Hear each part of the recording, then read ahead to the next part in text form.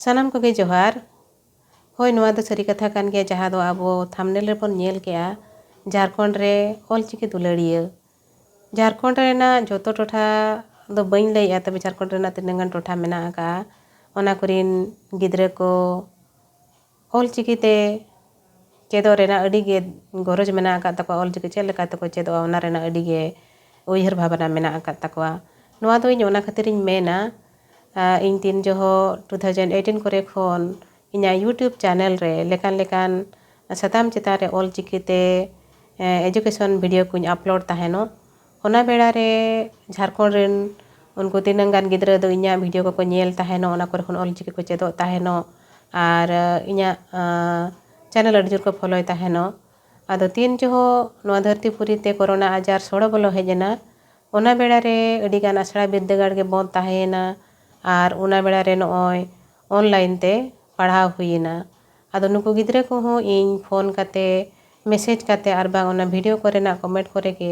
all काते इनको नेहर लेदिना जे all चिके हो इन ऑनलाइन ती लया कमा आदो उनको को नेहर खातिर के 2020 करे खन इन गूगल मीट होते ते ऑनलाइन ऑल चिकी क्लास इन चालू आगुआ का जहाँ दो नॉय पे सेरमा हुईन गया आदो नितो देविन हो उनको झारखंड रिन तिनंगान टोठा रिन गिद्रे को गे ऑलचिकी चेदो लगी ते नो ऑनलाइन क्लास रे जो खन बढ़ते एक्टिव को तहना एतहब हो उनको खतरे के एतहब लेन तहनो और नितो हो नेल लेखान दो जो खन बढ़ती झारखंड रिन गिद्रे के ऑलचिकी चेदो लगी ते मिटन गरज को देखाया और नोआ ऑनलाइन ऑलचिकी क्लास रे जॉइन काते सेलेक्ट काते को चेदो कना और जहाँ दो आबो सानाम कोते के बन नेल के जे झारखंड रे जहाँ दो ना मिटन तपु आड़ांग अड़ को ओका लेका पहाड़ गे ऑलचिकी ते को चेदो कना चेद आको कना को आदो सरी ते हो ओना एटकेटोणे को तो किछि मेना आका गया आदो ओना को हो ओना आबो जहाँ तपु आड़ांग अड़ को मेना का ओना को आबो ओका लेका बन पढ़ावा से ऑलचिकी ते ओका लेका बन ओला ओना को हो नोआ ऑनलाइन ऑलचिकी क्लास रे दो अड़ी भागी लेखा उनको लया को हुयो कना और अड़ी नापाय ते ओना को रेस्पॉन्स से अड़ी नापाय गे उनको को चेदो कना आदो नोय मेन लेखा नोआ जहाँ दो ना मिटन ऑनलाइन ऑलचिकी क्लास नोआ रे आसपास 200 गान स्टूडेंट मेना कोआ जहाँ को दो सानताड़ी देखो पढ़ाप कना उनकान स्टूडेंट को हुयो और बांग जहाँ को दो आसड़ा बिद्दागाड़ रे बाको पढ़ाप कर हो जहाँ को दो ऑलचिकी चेदो सनायन कोआ उनकान को हो अड़ी बढ़ती गे मेना कोआ आदो नोय पे सेरमा हुयो कना नोआ गूगल मीट होते ते ऑनलाइन ऑलचिकी क्लास चालू आगुआ कना इनेगे मिटन कुशी रेना कथा दो कना जे नोआ ऑनलाइन ऑलचिकी क्लास जहाँ हुयो कना नोआ दो झारखंड रेना ओका टोका टोठा कुरिन तिनंगान गिद्रे होते ते एहब हुई लेन तहनो और नितो धबिन हो झारखंड रेन गिद्रे के जतो खन बढ़ते एक्टिव को तहन कना ऑलचिकी चेदो लगी ते ऑलचिकी हुयो और बांग ऑलचिकी साव साव ते एटा जहाँ गे लेकान लेकान सताम लया को हुयो कना ओना करे हूँ उनको झारखंड रेन गिद्रे के जतो खन बढ़ती गरज को दिखाया ओना खातिर ते तेहें नोडे उनको सनाम गिद्रे को अड़ी अड़ी सरहाव कोआ जहाँ खातिर दो इन नुनंग मरांग दाविन ᱧᱟᱢ ᱟᱠᱟᱜᱼᱟ ऑनलाइन ते ऑलचिकी चेद आकोरेना अड़ी अड़ी सरहाव कोआ आपे खातिर ते नोआ ऑनलाइन ऑलचिकी क्लास एतहब अकना जहाँ दो पे सेरमा पुरावेना आरो लाहा से नोंका गे बोन लाहा इदिया और जहाँ को जुदी उनका गे आरो चेदो सनायत पिया ऑलचिकी ठौका से चेदो सनायत पिया तपु के चेद आड़ांग को और तपु आड़ांग अड़ को आबो ओका लेका बोन ओला ओका चिकी करे ओहल लगातोआ ओकारे बांग लगातोआ ओका बेड़ा रे लगातोआ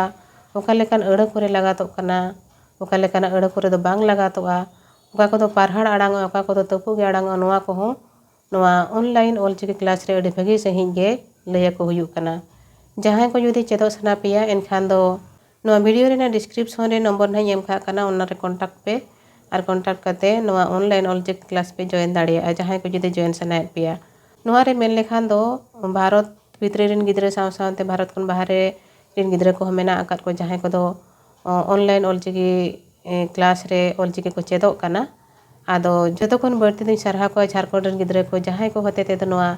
ऑनलाइन क्लास एतहब लेना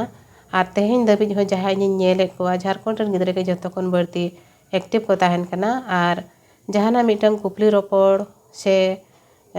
रोड ओचो रेना जहाना मिटang ताहन काना ओना बेड़ा रेहो झारखंड रेन गिद्रा के एक्टिव को ताहना उनको ही को रोड़ा नोआ ऑनलाइन ऑल चिकी क्लास जहाँ मिटang इंटरेस्टिंग बनाव दोहय रेदो झारखंड रेन गिद्रा हा तीगे झतखन बढ़ती ñeloa ओना खातिर ते तेहेñ नोआ वीडियो होते तेगे